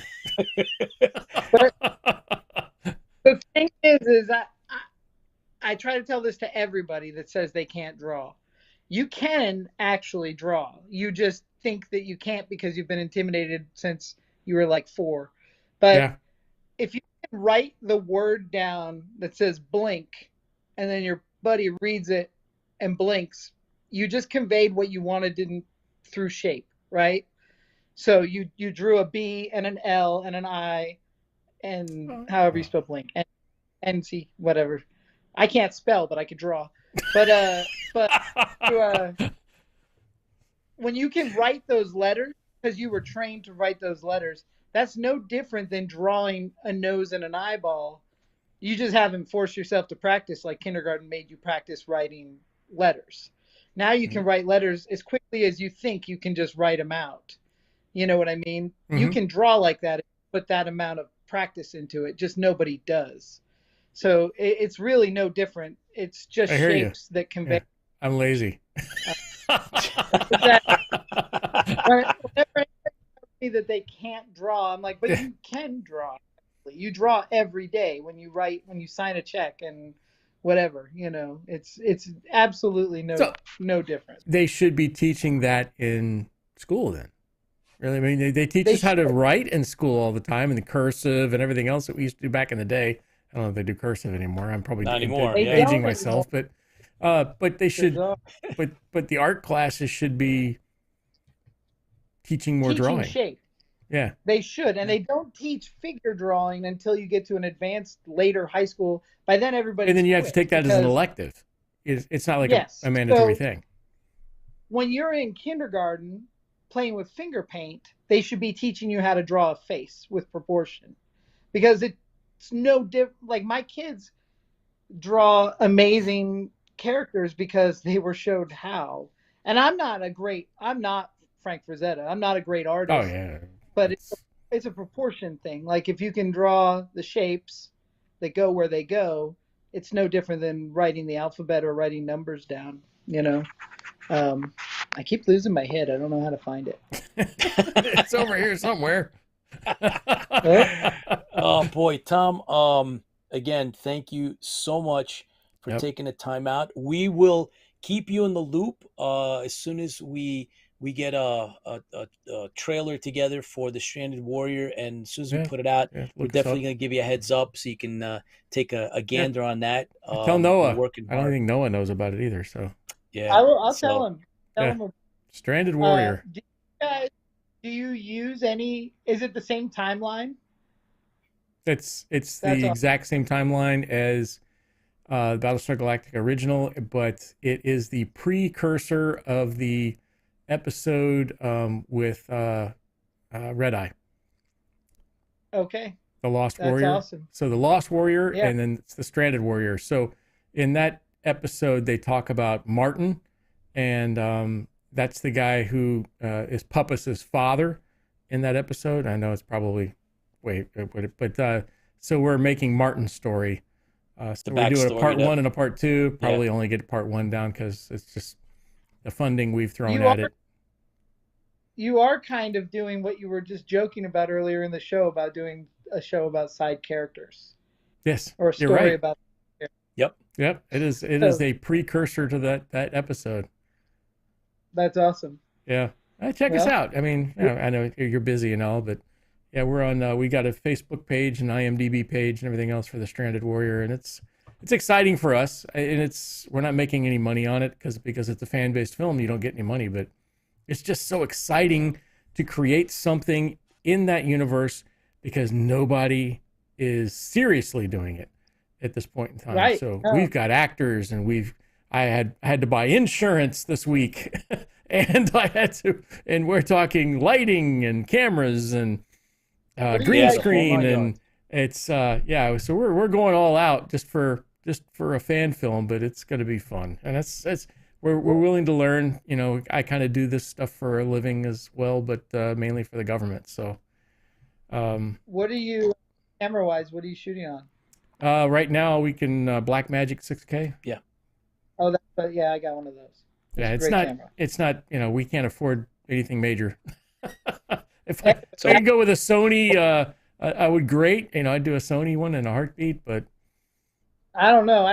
I love that Blackmagic camera. I think it looks amazing. I yeah, don't see any flaws in it. it's decently priced. I mean, Yeah. it's within a budget of a fan film person or something like that. So I mean, that's what I shoot my feature films on that too. no way. It's good. No Yeah, red? No, yeah. no, you're not up into the red yet or anything? I don't like the red. I think the red is a I think fine we just piece of lost half equipment. our audience probably because I'm talking tech. I think the red is a fine piece of equipment if you have a correct operator. But other than that, I don't know. I'm not big. I don't care. Yeah. I love my Blackmagic 6K. I like the Panasonic Lumix. Mhm. I don't think you need the red to make. I don't know. I just Yeah. did a theatrical tour with Teddy told me to. I showed it we started in Massachusetts and worked our way back to Los Angeles, 11 cities in 11 cities in 3.5 weeks. And we put on the biggest screen ever, this movie shot on the Blackmagic and the Panasonic, and it looked beautiful. I mean, it was Yeah. so beautiful. You're putting out So, what, 4K? yeah, we actually export in 1080 because Okay. we shot in 4K, export in 1080, and it gives it this really cool filmic look, Yeah. Ooh. 24, of course, right? 24p. Yeah, 24. Yeah. Sorry, everybody. Okay, we don't I didn't mean to We geek don't out need on to you. bore the audience. We can talk later. I got a guy I work with that can spend 45 minutes telling you about what 10-bit means according to whatever, I mean, 45 minutes later, I'm drooling and I'm on the floor and he's still going. So that's gotta like, love okay, it. just tell me what works, Gotta love it. Absolutely. Tom, again, thank Yep. you so much. Yeah, you are creating new worlds for Oh, people yeah. to be fans and new people to live in. When we watch a movie that you make, it's living in that world. It's experiencing that story, and you and the people that that are around you do that kind of thing, and that's the amazing piece. It doesn't have to be sci-fi or anything else. It could be horror. It could be whatever else, but those kind of things transcend the normal lifespan of an individual. It lives on. So kudos to you, sir, and thank you so much for doing what you do, because fans feel the fleet, sir. Here's to you, Tom. Thank you. Yep. So please come back. Yep. Please come back. It's selling. Please come back. Don't leave us. I'll come back, but I don't know how to sign off. So Just hit the X and you're out, man. I appreciate it. You take care. Thanks, Tom. Take care. Oh All man, right. see Bye. that is so cool. How it turns out that our guest Tom Devlin, special effects makeup artist, happens to be a big Battlestar Galactica fan and happens to be friends with Noah Hathaway. Yeah. Isn't that insane? That's awesome. Imperiously that is Roof. awesome. That is so cool. Imperious Leader has told me through the earpieces yeah. that he approves this so far. Yes, We're doing okay. well. All right, cool. We will not be beheaded as of yet. Not yet. I can't promise Jenkins you, is Pete, watching. because you're not Cylon, but Ah, we can. get out of here. Janet's watching. Thanks, Janet. Jeff Walters, Daniel Kelly. Thanks for joining us. Team BSG Viper is watching. Carl Cullenschmidt. You and guys George are awesome. Mellis. I've watched some of the. They did a live. Yep. They did a live thing real quick, showing Yeah. the helmets on. It was really cool. I hope you took some still photos of it. It was really cool that he had put the Viper up, and then he had everybody there in the classic uniforms, which was beautiful. Oh, that's cool. All kinds. I hopefully to see that many classic uniforms on our movie, but we'll see. But on the fuselage itself, he had lined up the helmets on the fuselage. Oh. It was beautiful. You mean it was fracking beautiful. Yep. You mean one of these? You had like 5 or 6 of them on the fuselage, on the nose of the Viper. It just looked fracking beautiful. This one's going to be ours. in Stranded Warrior. Woo-hoo. This is Battlestar Helios. That's not the stunt one. I think we have to still, no. This is the hero. This is the hero helmet. Yeah, this one lights up and all, and this is just going to be. This is incredible. Yeah, it'll fit. We'll make it fit. Even if we have to, whatever we have to do, it's going to fit. Yep. Let me get the button here and see if I can. And I don't have them with me, but I did do pictures of the collar devices, which turned out doing a lot of amazing, a lot of great work on those. That was that was total by accident. It was like we my daughter runs Nerd Degree Burns, and she did the first run on it. I was like, that's pretty good. Let's turn up the heat a little bit. Check that out, turned guys. out beautiful. Look at that hero there helmet, you go. lights up and all. Isn't that cool for the Stranded Warrior? So that's courtesy of the mediocre modeler. That's Kelvin. Thank you, sir. He's our prop master. Yep. And like you said earlier, we got that video of him making the special case for the dagger. Yep, and I'm going to probably do something special on the top of that case with the laser engraver. Yeah, the actual dagger. And for $2,000, you too can own that screen used dagger. That's right. See if anybody goes for that. Well, it will be screen used. It will be screen used. Oh yeah. There might be some red on it afterwards. I can't say if it's real blood or not, but. Well, it's not, but that's beside the point. We should have gotten with our interviewer and asked what's the best blood concoction to make. How do you make the best? Yeah, they sell it in containers like this big. Trust me. Well, I'm sure it's something like it is pretty good. Corn syrup and red dye or something. We use some in the Tower Protocol. So. Yeah. And that was how many years ago? Almost 20 years ago. However, 2004, right? Yeah, 2004. Tomato sauce. Ketchup. Just use ketchup. Ketchup. Right? Tomato sauce. Ketchup. Yeah. We are 59% funded. Yes. Over Isn't that great? On Indiegogo. It's fantastic. Want to thank everybody that has actually gone out of the way. Thank you, everyone. And that's those of you that have advertised, those of you that have contributed directly, indirectly. Thank you very, very much, guys. That is all going towards the expenses for the Stranded Warrior. Everybody that is working on this is all volunteer. Yep. So that's our production manager, our director, assistant director, second AD, our production coordinator, director of photography, who's an Emmy-winning tech. That's George Giacomis. And, of course, our cinematographers. We have 2 of them, and all of them are all, volunteer. None of these guys getting a salary of any kind, no pay. And, of course, all our actors, starting with our star, Mr. George Zouvelos. Be on tonight. And yes, he will be with us in a little while. He's going to be coming on. We'll talk with him about, what it's like, what he's bringing in terms of, that background of his, coming off of a feature movie that he's written, directed, produced, and starring in. and he has a unique perspective, right? So there's a backstory to stepping up and doing something like he just did in terms of this feature, which is called Once a Week for Life, that we are also involved in. And then he's bringing all of that along with that great talent of his, and he's going to be the star of the Stranded Warrior. George Zouvelos, and he plays Captain Martin, and that's great. It's incredible. So we're going to talk about, he'll give us the insights on, what that's about, which is very interesting, and then that ushers in the rest of the cast and crew that'll be involved. We're going to try to get every single one of the actors to come in. We finally cast the commander. There's going to be a commander, of course. I mean, there's battle stars involved, so we just cast the commander, and he looks great. He's very talented, and we're rolling, guys.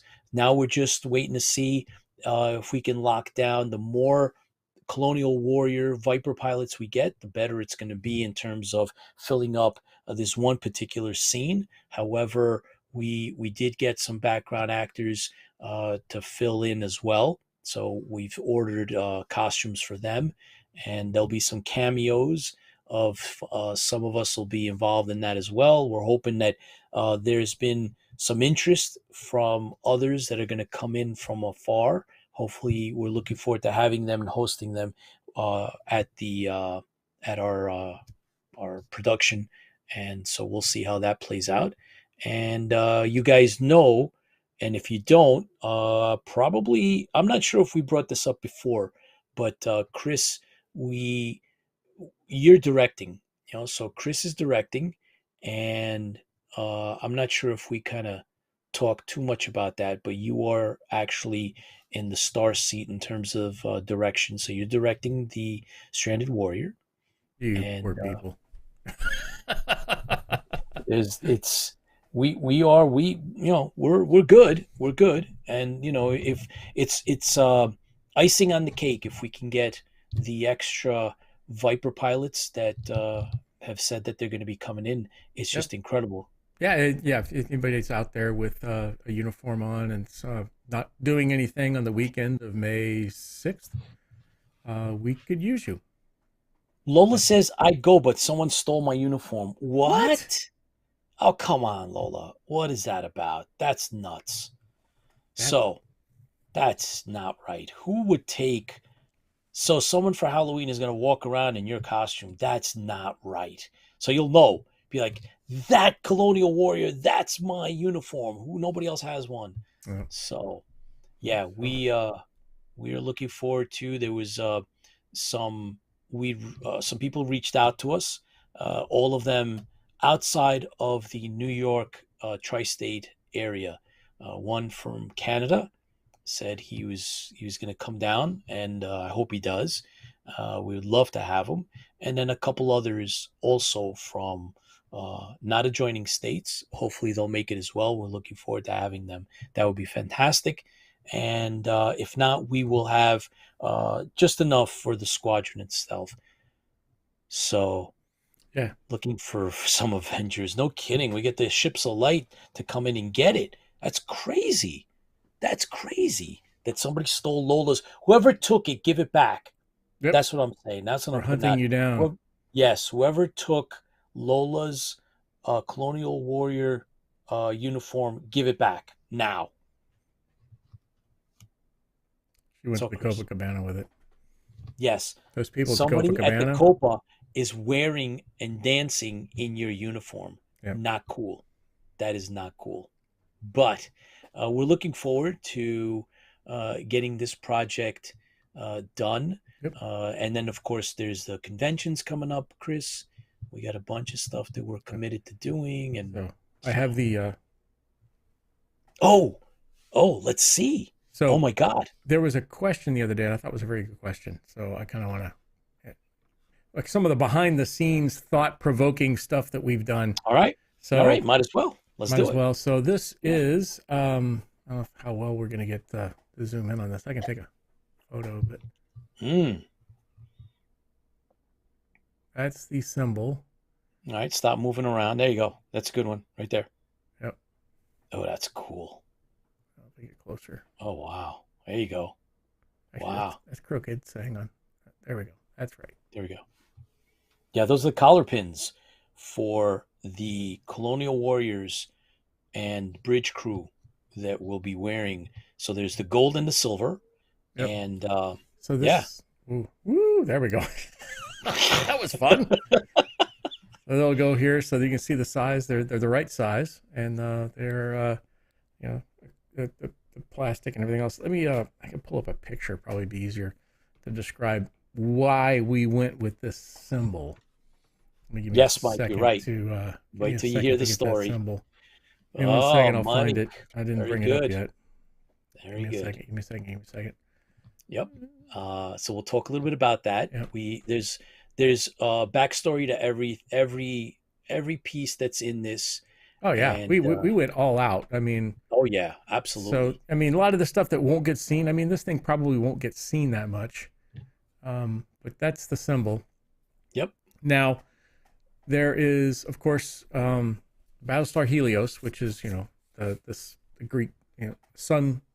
Helios is the name for the sun in Greek, and then a lot of the things were Greek in Battlestar Galactica. So we did the Greek key on the around the outside, and then I found an actual symbol from ancient Greece that had the sun in the middle, but it had a instead of 12 rays of light, it had 16. So we custom designed it to where it had 12 rays of light. So we had the 12 original colonies in there. And then someone was asking me what the thing in the middle was. And the thing in the middle is called a Delphanic, let me try that again. The Epsilon of Delphi, or Delphonic Epsilon. Yes. And it's been associated with some secret societies and those kind of things of Greece. But technically, what it originally was, now, so we're talking about Helios, we're talking about the sun. So who was the god of the sun? Well, it was Apollo. Yeah. So we wanted to pay our respects to the character of Apollo in the original show. So that's why we went with a lot of the things we did. And then the Delphanic, Delphic Epsilon. Delphic Epsilon was on the temple of Apollo.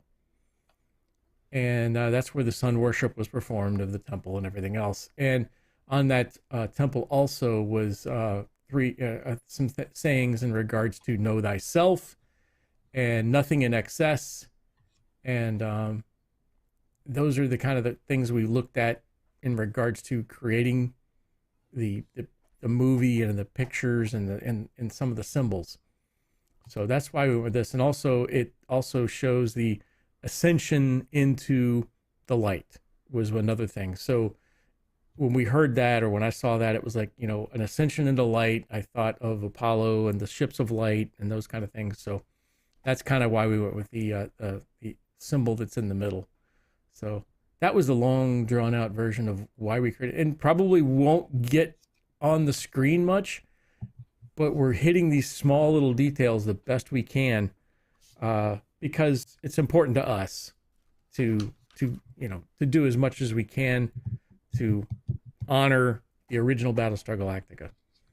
So that's the story just behind the collar devices. So you can see we've gone all out. So, and they're really cool. Yeah. The Nerd Degree Burns did a outstanding job in creating this, and it fits so nicely, and it's got depth. I mean, I wish I could.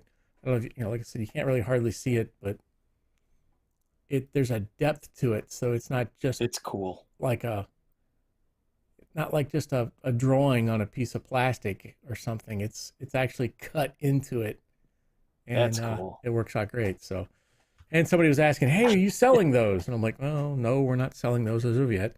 But I think they're part of one of the perks. For one of the perks. Yeah, so we'll do golds and silvers inside the perks. Yeah. We don't have the silver ones done yet because they the pieces that we needed for that were not there yet. But those will be in the perks, and along with other things that are in there. But Yeah, I mean, flight cadets, Yep. cadet and above get collar pins. So Right. that's what's where the- that comes what's in. the cost on that? What What was the cost on Flight Cadet 50? Flight cadet is 150. 150. 150, yeah. The That's one of the Colonial two. Warrior first class is first level is 20, and it goes all the way up. And then we have at the very top of so don't forget the hoodies. The hoodies Mm-hmm. are we're getting some advanced. Yeah, We get some ordered advanced pieces separately. here We ordered shortly. a couple of pieces. Did you get an idea when they're coming in? Not yet. They had some kind of special holiday in February where they make them, so Okay. it's going to be a bit. But Okay. Yeah, because I want to try to take one with me to LA coming up for a few days yeah, and show that off there. But yeah, so the commander level on the perks gets the helmet, and the colonel gets the dagger. That's how that plays. There's only one each of those. yeah. So yeah. But anyway, the dagger rocks. the dagger does rock. It's I can't wait to cool. see that scene. Super I'm cool. so excited Yeah. about that scene. It's cool, guys.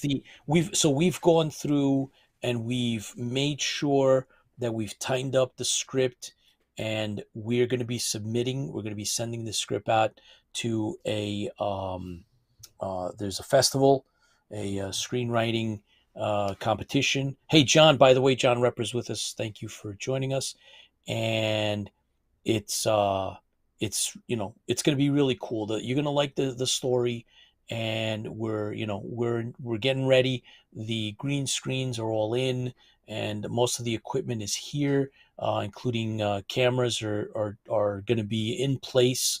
Yep. And so like I told you guys, and we can talk another 45 minutes on cameras if you want. Oh well. We should be shooting 6K and go to 4K, and then after we go to 4K, should we get 1080p? And then what about no, is that listen, 24 frames per second or? What he did say in regards to that technical stuff is the look of the Stranded Warrior, which is important to us. So that's how we're going to output in the end. How it's going to look. So I'd mentioned to you guys that our star, Mr. George Zouvelos of the Stranded Warrior, is going to be coming onto the show. I have confirmation that he's actually watching with us now. So thank you for tuning in early, sir.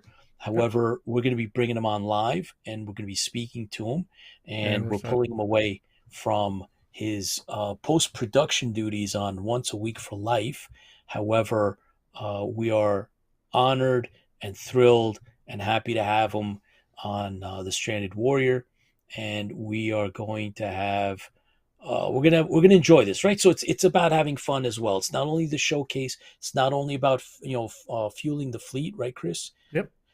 It's about in the end, we talked about this briefly, and we want to share this with you guys. I mentioned this to Chris, and I said, while we're doing it, we need to take a second or two and take a deep breath and enjoy it, because you're so busy that it goes by. But if you take that 1 second to just stop and look around and say, holy mackerel, we took words like our guest, Tom Devlin, was talking about. You take these words and you turn them into a production, right? Story, and now a video. Yeah. You're now taking words and making visuals out of them. Visuals. Yeah. And it's a different type of visual, right? It's not, you're not making a training video. You're not making, a presentation video. It's entertainment in a world that we've grown up with that means a lot to us. And we give back to the fans. We showcase talent. We put ourselves in line with everybody else, Chris, that does this, whether it's Star Wars or Star Trek, that everybody knows. They crank out fan films all the time.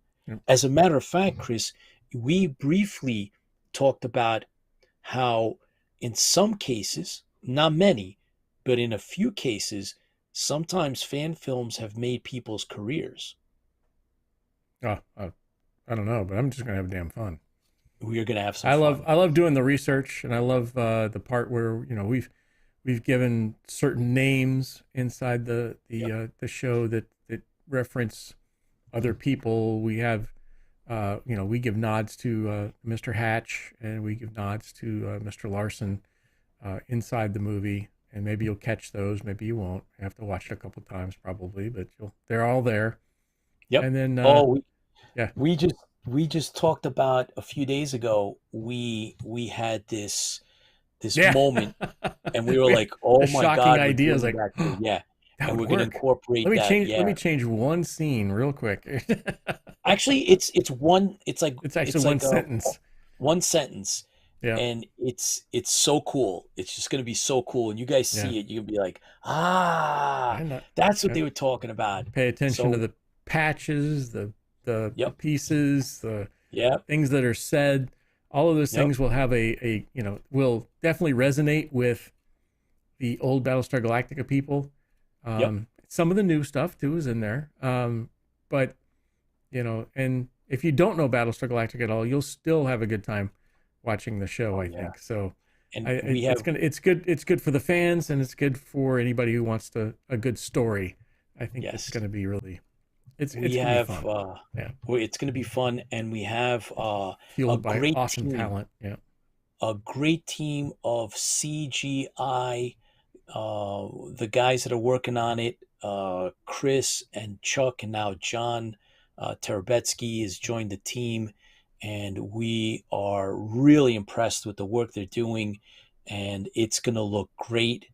Remember, this is a live action production, but obviously the space element is going to be incredible, and they're putting it into a total different, different a different level. Yep. So seen a lot of CG out there, but some of the stuff that our guys are doing is just amazing. Not that the other stuff's bad, but it's just amazing. And you ask them, "Hey, can you do this?" And they turn around and they give it to you. You're like, "Wow, I didn't expect it to be that good." But it's amazing. Sometimes I'm boggled. I don't know what to say. Like, it's hard for me to it's like, wow, I feel like I'm looking at it, the gift horse in the mouth. It's like, oh my God, you did this. And they're like, tell us more. Tell us how to do this. Tell us what you want. More you want us to do? I'm like, more. I can't believe this scene that you guys just made. It's just really cool stuff. So we're gonna bring that together with the green screen, right, Chris? That's like a big to do. We got special lighting for the green screen. So lots of chunk, lighting. Lots of lighting. A chunk of our funds raised are going to the lighting, because you need proper lighting for the green screen. So that's that's just stuff I'm messing around with here. So it'll be better than this. This is a challenge because it's like 3 feet away from me, which is a green screen is supposed to be a little farther away. Right. So we're experimenting, we're learning. We have some really great, talented people that are working with us, and we have lucky. A 20-foot green screen. 20 feet by 7.5 feet tall. So we can move across the stage. And do certain things in front of the green screen. I think it's just really cool. So let's see how this all plays out. We're looking forward to actually do this. So as if you're watching and you've heard us say it, in May, beginning of May, first weekend of May, we will be shooting, and it's a 2-day shoot, and we're gonna have everybody in costumes, and it's incredible. It's incredible how it's all coming together, and the talent, the actors that are stepping up are we're blessed. So I think we're going to do this proud. We're going to make all of you guys proud. So everybody that's been behind this, and those that see it, and those have funded it, those have helped us get the word out. Yeah, you'll see. You're all superstars. You are, and I think we're going to do right by everybody. You're going to be impressed because the level of talent that we, have signed on to do this is incredible. So I guess speaking of talent, Chris, I would Yep, assume that he's here. that Mr. Zouvelos is here with us, and he's kicking off our segments that we're going to be doing with those involved in the Stranded Warrior. There we Aha! go. There he is. There we go. Hello. Hello, Mr. George Zouvelos. How are you? I'm good. I trust that my video feed, my internet, and my sound is a lot better than the last time I was on. Oh yeah, you sound Oh, great. yeah. I've got a So, welcome to IFB. You are not a stranger, George. You've been here before. I believe last time you came on, you were actually on a set somewhere and you were filming and you took time off in between and we did a little live segment. And that was, I believe, the second time. So this is probably the third time you come on the show.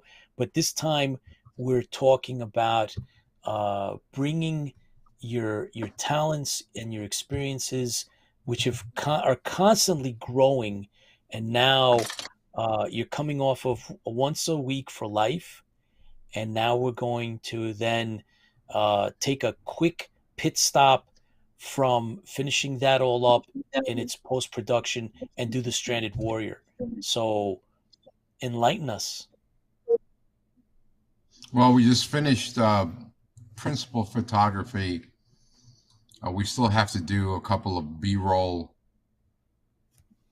Me at the main character's mom's house, me opening and closing doors, some close-ups of my face, doing different things that are part of the story. And we're actually, I was on the phone with actor John Fiore just now up in Boston. And we're discussing next steps of doing some of the things and some of the shots that him and I filmed together, how they came out so beautifully and just how to enhance those. And John Fiore, for those who don't know, he was on The Sopranos. He was on Law and Order for, 7 seasons. And he was in the Academy Award-winning film Coda. And he plays along an ensemble of very, very accomplished and decent human beings of actors, which I admire. And I've had the privilege to work alongside, including John Kepelos. He was in Weird Science and the Umbrella Academy. I remember that, yeah. Yep. Then we have Dick Rantulane, who was in The Walking Dead, and he was on The Blacklist. I was on The Blacklist for 3 episodes. But these are very much accomplished, like Dick Rand's a Shakespearean, Vanessa Redgrave, Shakespearean London-trained actor, who I'm very fortunate to call a personal friend. And he plays one of the protagonists in Once a Week for Life. But what we've done is we've aggregated a pool of very close and smart individuals who love to perfect their art and their craft of acting. Educated, we're constantly doing classes and we're constantly reading one for the other. And we've segued at least 2 or 3 of them over to the Stranded Warrior. And I think that fan films do build careers. I'm a sci-fi and fantasy aficionado myself. Battlestar Galactica was a film I watched as a kid. I just got in. I have the gift set with the Cylon on it, but I just got my There you go. Nice. the widescreen version, and I don't need a fancy DVD player like built for an Eastern Bloc country to play it. Pal. Trust me, I've purchased those kinds of DVD players to play the Wrong region. fan. Yeah, absolutely. But I'm so excited to be one of the people involved in the Stranded Warrior as Captain Martin. I want to interrupt you there. You're not one of the people involved. You're one of the main people involved. Well, okay, one of the main people involved. But when I act with my co-female lead, Diana Durango Valero, right, who's a brilliant actress, we didn't pick actors for the roles. The roles picked the actors. And in our mind's eye, we have a certain vision of what the continuation of this augmented scene in this short will look like when it goes to Comic-Cons around the country. And we want the fans to understand the way we realized the dream of coming up with this through your writing, both to you and Chris, Pete, that the actors match descriptions of what people have seen in the past. In fact, even exceeded, hopefully, what their expectations are on that, because managing expectations is key to dealing with your viewing audience. I read the script as it has evolved. I think it's beautifully done.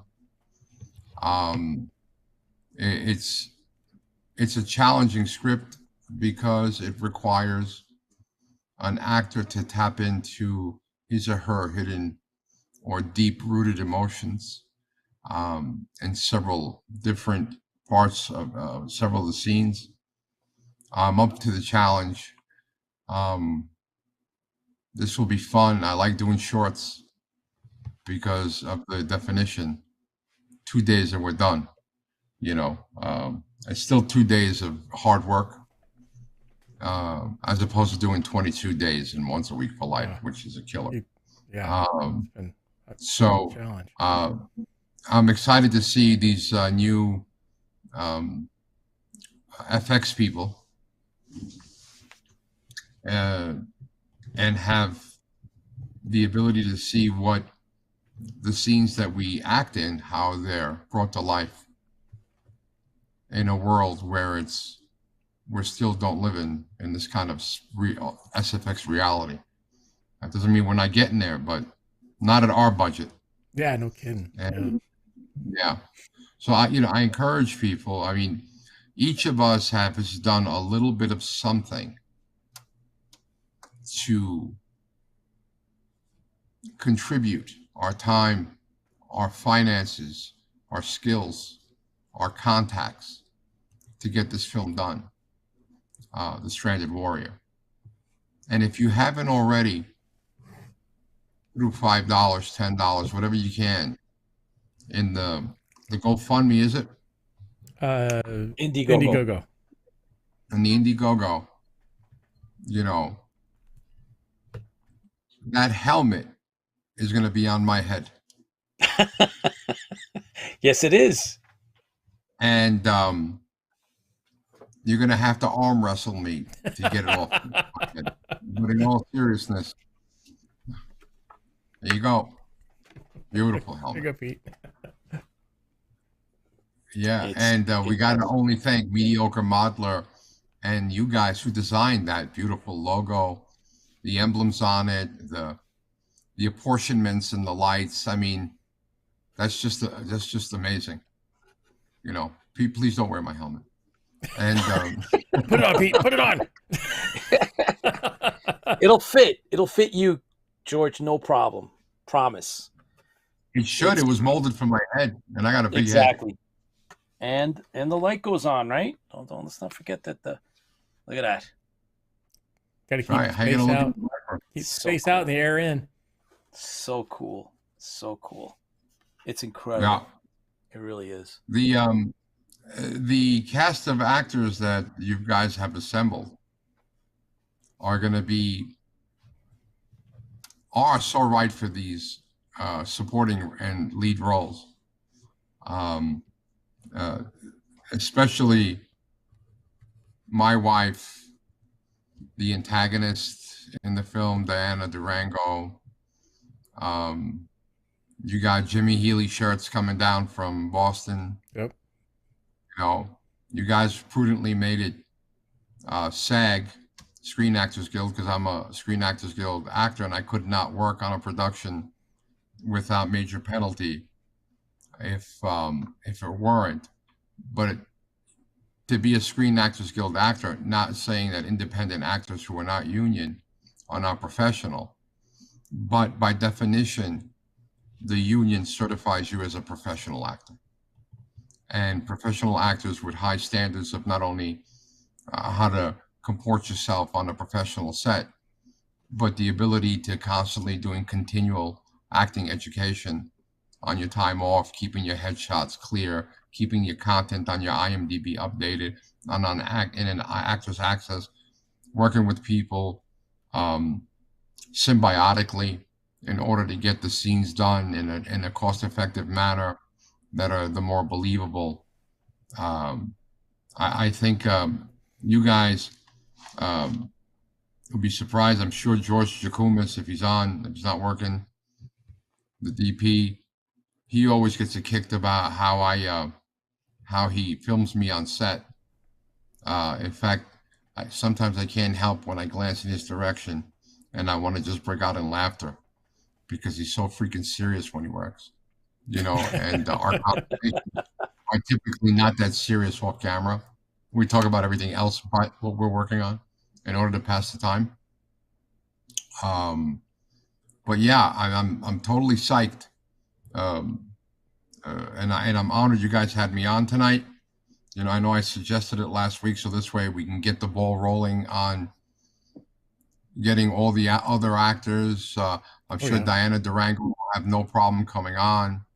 I'm sure Jimmy Shirts won't have any problem coming on. Patridu, Krissa won't have any problems coming on. I think the cast is already all cast, correct? Yep. Yes, that is correct. We're just working on some background people, but we're waiting. There's one or two guys are I don't know, they're foot dragging. I'm not sure why, but it's there's like one. I think it's one. We're down to one background actor. Other than that, everybody's cast. Yep. The commander is in place. We spoke with him, and he's excited. A younger guy that's going to play the part very, very well. And we're looking forward to him. And Diana sent me a when she read the script the other day. She's like, I think her words were, the person she plays. I'm not going to give too much away. The person she plays, she stated it was perfectly evil. Oh, it's awesome. It's awesome. It's going to be, it's a great story. And the, the green screen elements are just going to help boost it up to where we want it to be. And it's exciting, George. It's exciting when we have people that are bringing their talent and their expertise. And yeah, I got to say this. I got to thank you, George, for, kind of being the, Pete's done a little bit. I haven't done a lot in regards to this, but you're kind of my, at this point, mentor in regards to what we need to do and the things that are in the background, and then going up and acting in the, getting me in the actual Once a Week for Life was an experience that was just, it was a tremendous experience. It was great to have the ability to be there, and plus being on set and seeing some of the things that go on. So I do a lot of, the stuff that I do doesn't have this kind of, I want to say, structure behind it, and as well, like a movie structure has. We do a lot of things, for my job, what I do, but this was fun. And then, like I said, you've hey, you've always come to me and said, hey, Chris, hey, you need to do this. Hey, Chris, you need to do that. Hey, look at this, look at that. And then, I just want to say thank you up, on, live on air here, that you've been a tremendous role model in regards to this. I think it's very commendable that you're willing to share your information, share your talent, share your the abilities that you have with other people to get them going. Chris, that's very, very nice of you. The fact of the matter is that you've become a close friend and someone that you can turn to and rely on. Pete and I have been friends a while. The idea is we have to let our words mean something when we say them. And in an industry filled with, I'm going to refrain from cursing. I got the beep button. Hang on. It's an industry polysaturated with people that are profoundly intellectually dishonest. And when you find a team of people who are otherwise engaged with their whole lives, their family tragedies, and my condolences for your wife, it's a tremendous loss, and may her memory be eternal. The idea is to get a group of entertainers together and technicians and people who are profoundly a lot more brilliant in the art of filmmaking when it comes on the technical side. And then everybody does a piece of it. And then we bring the team together, and we know that everybody has each other's back, not only with this thing, but in the future, and so on and so forth. That's why I always say, like, your words mean something, because that's all you have is your words and your reputation. In a world where even when you do things right, you still get condemned for doing things wrong. It's very refreshing when we have an inner circle of friends that can communicate, go beyond any kind of disagreement, not that we have any or had any, in order to get the creative process and move it forward. The scientific community, the fantasy community, the sci-fi community is, on the filmmaking side, the kinder, more kumbaya-y, if that's a word, filmmakers. People reach out to others, and without financial gain or initial financial gain, will reach out and try to help us. And that's what I've noticed. And in the crime drama, romance, my film noir films that I make, not so much, but you guys have been on my sets, and you've seen that because I take the time, like you guys are doing, to have clear communications with your actors regarding the script. Actors get a vested interest in the success of the film and the performance of their character to be portrayed to the viewing audience, that it is not only precise, but impeccable, without sin. And we strive, as we're going to go through rehearsals, which are much needed, and we should start doing those on short order. Yep. It's another thing I'm telling you now what we need to do. Now that we have all cast on board, start populating the IMDb, getting those agreements signed that they're going to appear, etc. And I know they will. And just make sure you order a lot of pizza, because this is a SAG micro budget film, and we're all working for pizza. And this is not the first film I worked for pizza, but I got some really good reel material from those films, from the School of Visual Arts, or down in New York Film Academy when they need me for something, or my alma mater, Lee Strasberg, that I came out of, the Theater and Film Institute downtown. If somebody needs my help, I go out of my way, if I can't do it, to get somebody to do it, and at no cost. That's how we give back. You give, you pay it forward. And today you might capture a George Zouvelos, a Diana Durango. They're in the middle of building their career, and even somebody not as notable. And tomorrow there might be a star on Disney. They might be playing on an HBO film, or a Netflix series. You just don't ever know. And but if you like the person, and if the person is well read and has studied their lines, and how that helps move the days filming a lot quicker than when somebody is not vested in the role. And you guys are doing everything right to make certain that actors like me are vested in giving the best of me I can give. And I appreciate that. We can't wait. George, a good friend of ours, Mike, says pizza is cubits for the dedicated. And malt beverages too. I'll let us get away with that on set. It could be dangerous. Yeah. It could be just get a couple of pints of Guinness. That's all. It could be. It could end up with Or that. actually, it's the arrogant bastard tonight. Yes. Yum yum. It's dyed ginger ale for me, and with my dog, trusted dog, Frodo Baggins Zouvelos, who sleeps behind me when I'm on the bar. The Daggett.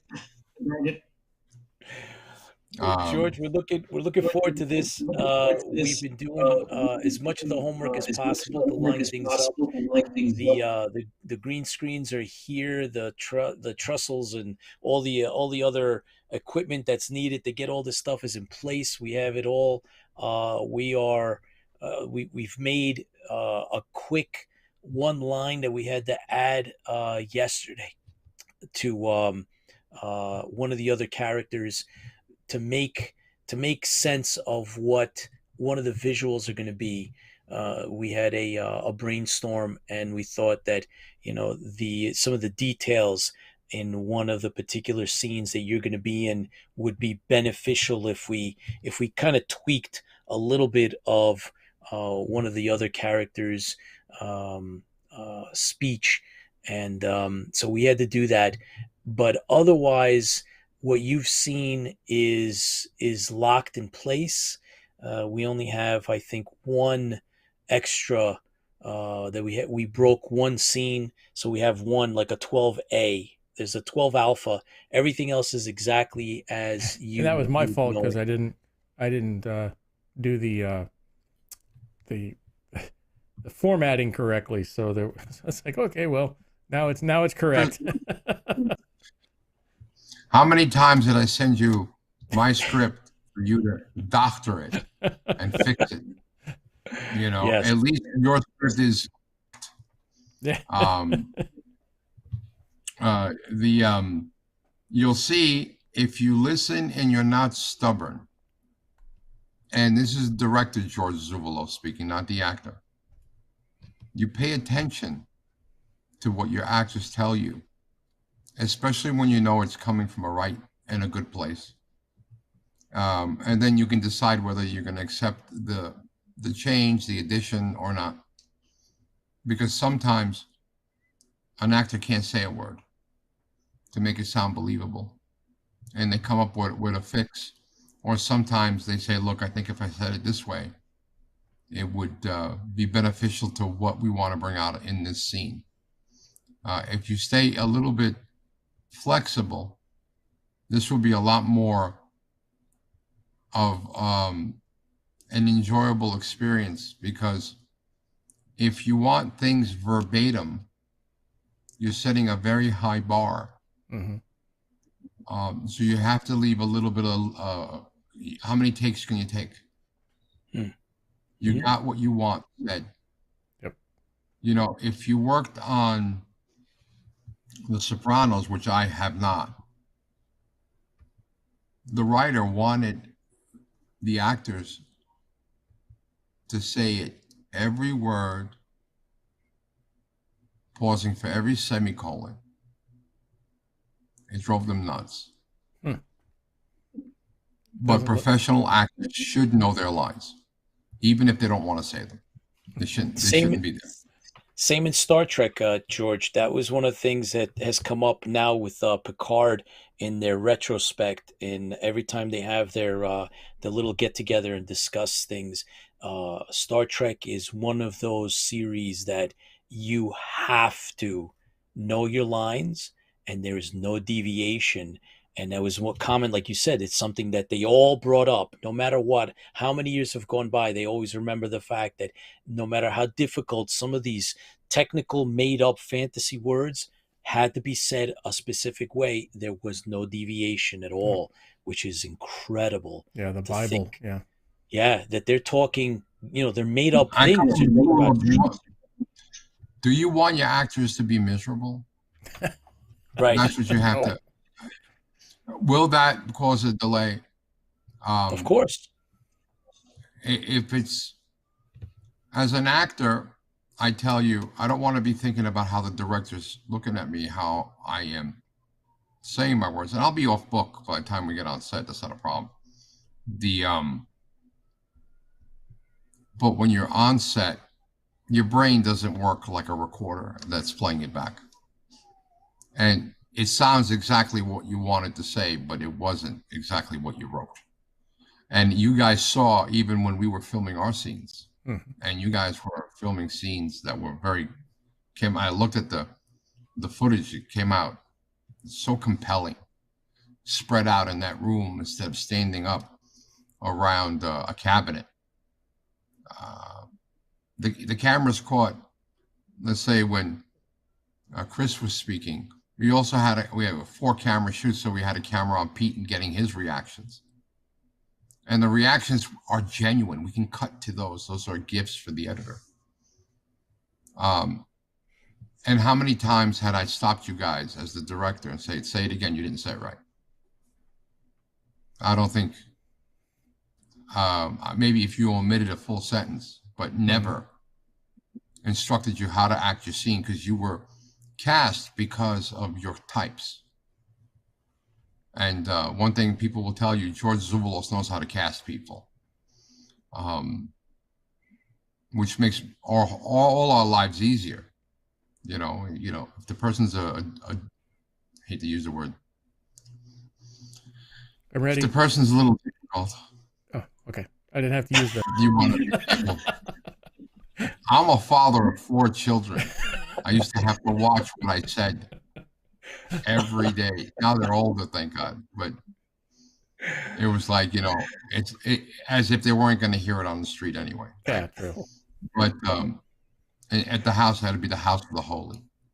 And the only thing holy about me are my socks. So I don't think you guys are going to have any problems. I'll be there to both days. I'm not going to be always on set, right? I'll be eating pizza, watching you guys work. Rock and roll, George. Yeah. Comment from Mike in Texas. Thanks, George, for kicking in your time and talent for a story that deserves to be told. Thank you. Also a good comment from Kim, who's a big supporter. I've been trying to do some good ones on the show. We are going to give it our best. George, thank you so much for being a part of this and giving up your time. You're coming off of Once a Week for Life, which you'd mentioned. It's a crime drama that we're in as well, and you're quickly going into the post-production stage, and there's a whole other gambit that goes with that. And we appreciate everything you're doing for us and for the fandom, right? In general, it's not just that, but big picture, it's the fandom as well. And we look forward to making this happen. And thank you for stopping in. I appreciate you guys having me, and make sure you get the Durango on board and a couple of the other actors. I think. Definitely. Definitely. Yeah, for sure. Hi. All right, guys. Thank you so much. Have a good night. George, have a good night. To good health. For sharing your talent with us. Success. My little ginger ale. Cheers. Thanks, guys. Thank you, George. All right. So there was some really good insights into the world of filmmaking, background, story. I mean, there's a booklet of how and where and when that was just discussed between us all, and we are looking forward to working with George on our project, and it's gonna be fun, guys. Like We're gonna mediocre do this modelers justice. comment. Can't wait to see George's head in that helmet. Absolutely, absolutely. We're gonna make sure we have some fun, but we've in our opinion, going over this, I think we're gonna have some really cool shots. The visuals on this are really cool. I think you guys are gonna appreciate it. You're gonna enjoy it. Thank everybody for supporting Yeah. in Or getting the whatever word out or way whatever else. that you And have. there's people at Allcon. I'll send you Yeah. something tomorrow so you can put it up on your phone or print it out on a piece of paper or something and see if we can get some Yeah. more people to help us out I funding mean, it. the campaign in itself is doing very well. We have about a little over 2 weeks left. Yeah. We've had 14 days, 18 days. Yeah. thousands stop by the Stranded Warrior, so there is definitely an interest Yeah. in Galactica. It's remarkable the amount of people that have peaked in, fans and otherwise. So we're looking forward to doing this. We're gonna have a good time, and we're gonna make this vision of ours happen, and with your help. So thanks for tuning in, everybody. You know where to find us: info@interfleetbroadcasting.com.